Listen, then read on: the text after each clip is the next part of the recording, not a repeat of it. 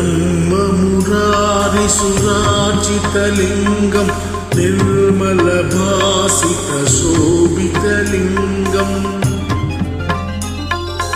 जन्मजदुःखविनाशकलिङ्गं तत्प्रणमामि सदा शिवलिङ्गम्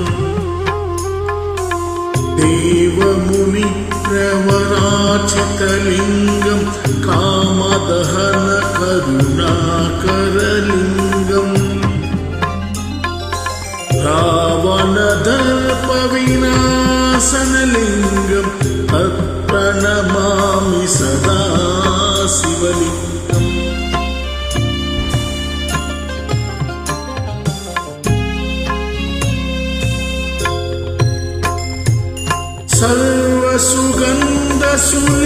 सर्वसुगन्धसुलेपितलिङ्गं बुद्धिविवर्धनकारणलिङ्गं सिद्धसुरासुरवन्दितलिङ्गं तत्प्रणमामि सदा शिवलिङ्गं कनकमहाफणिभूषितलिङ्गं फणिपतिवेष्टितशोभितलिङ्गं दक्षसुयज्ञविनाशनलिङ्गं तत्प्रणमामि सदा शिवलिङ्गम्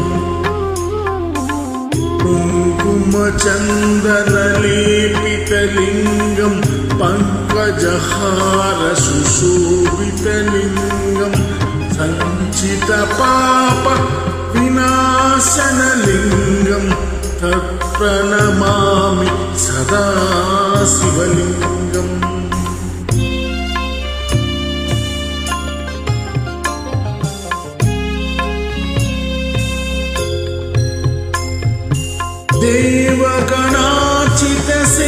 देवगणार्चितसेवितलिङ्गं भावैर्भक्तिभिरेव च लिङ्गं दिनकरकोटिप्रभाकरलिङ्गं तत्प्रणमामि सदा शिवलिङ्गम् अष्टदलोपरिवेष्टितलिङ्गं सर्वसमुद्भवकारणलिङ्गम्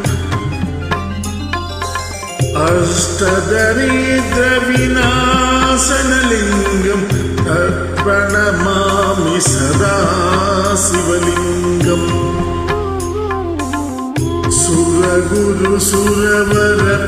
सुरगुरुसुरवरपूजितलिङ्गं सुरवरपुष्पपदार्चितलिङ्गं